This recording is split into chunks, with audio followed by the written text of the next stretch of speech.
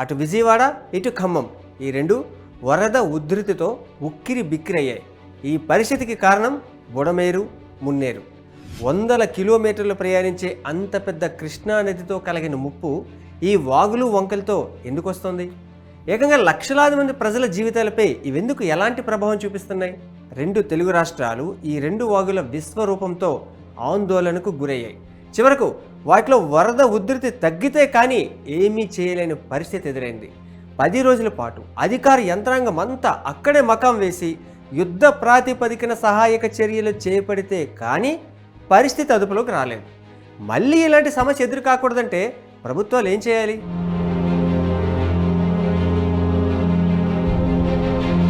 తెలుగు రాష్ట్రాలకు గోదావరి, కృష్ణా నదులు ప్రాణాధారం.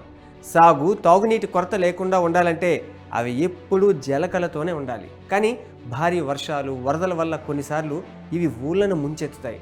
కానీ వీటికన్నా పరిమాణంలోనూ ప్రవాహంలోనూ చిన్నగా ఉండే వాగులు వంకలతోనే అసలైన ప్రమాదం పొంచి ఉందనేది బుడమేరు, మున్నేరును చూస్తే ఈజీగా అర్థమవుతుంది. కృష్ణానది పొడవు దాదాపు 1400 కిలోమీటర్లు ఉంటుంది. అదే గోదావరి పొడవు సుమారు 1465 కిలోమీటర్లు ఉంటుంది. ఇక్కడ ఓ మాట చెప్పుకోవాలి. ప్రకాశం బ్యారేజీ దగ్గర విపరీతమైన వరద వచ్చింది. అయినా కృష్ణానది చెంతనున్న విజయవాడకు దీనివల్ల ఎలాంటి సమస్య రాలేదు. కానీ బుడమేరు వల్ల మాత్రం విజయవాడ ఉనికిపోయింది. మరి బెజవాడను భయపెట్టిన బుడమేరు నిడివి ఎంతో తెలుసా? 100 కిలోమీటర్లు.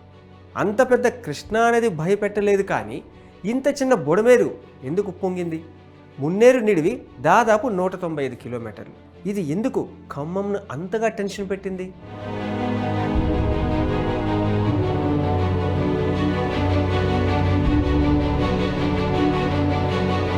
కృష్ణ, గోదావరి, తుంగభద్ర ఇలాంటి పెద్ద నదులపై ఆనకట్టలు ఉంటాయి. ఆ ప్రాజెక్టుల్లో వందల కొద్ది టీఎంసీల నీటిని నిల్వ చేస్తారు.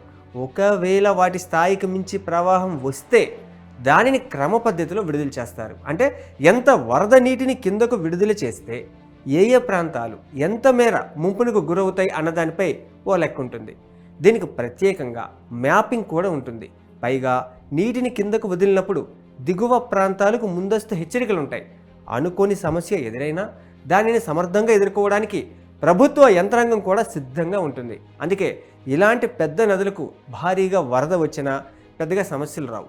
గతంలో శ్రీశైలం ప్రాజెక్టుకు వచ్చిన భారీ వరద ఉమ్మడి ఆంధ్రప్రదేశ్ను బాగా టెన్షన్ పెట్టింది. అయితే వ్యవస్థీకృతమైన ఏర్పాట్లు ఉండడం వల్లే దాన్ని ఎదుర్కోవడం ప్రభుత్వానికి సాధ్యమైంది.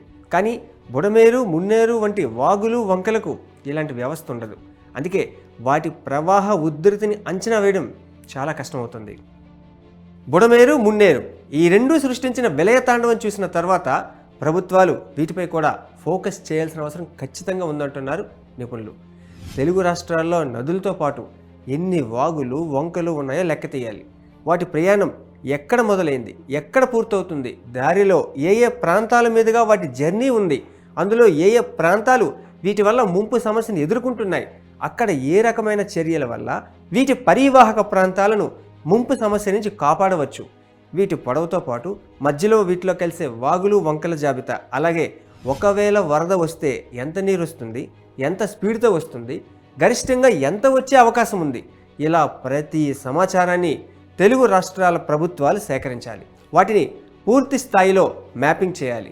ఆ వాగులపై ఎక్కడెక్కడ ఆనకట్టలు, వంతెనలు, రైల్వే మార్గాలు ఉన్నాయో నమోదు చేయాలి.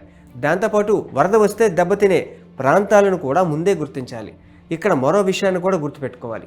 పెద్ద నదులకు వరద పోటెత్తినా దానిని కంట్రోల్ చేయడానికి ఎలాంటి విధానాలు అమలు చేస్తున్నారో, ఇలాంటి చిన్న వాటిలో వచ్చే ప్రవాహాన్ని కూడా కట్టడి చేయడానికి తగిన విధానాలను సిద్ధం చేయాలి. దానివల్ల ఫ్లాష్ ఫ్లడ్స్ను సమర్థంగా ఎదుర్కోవడానికి అవకాశం ఉంటుంది.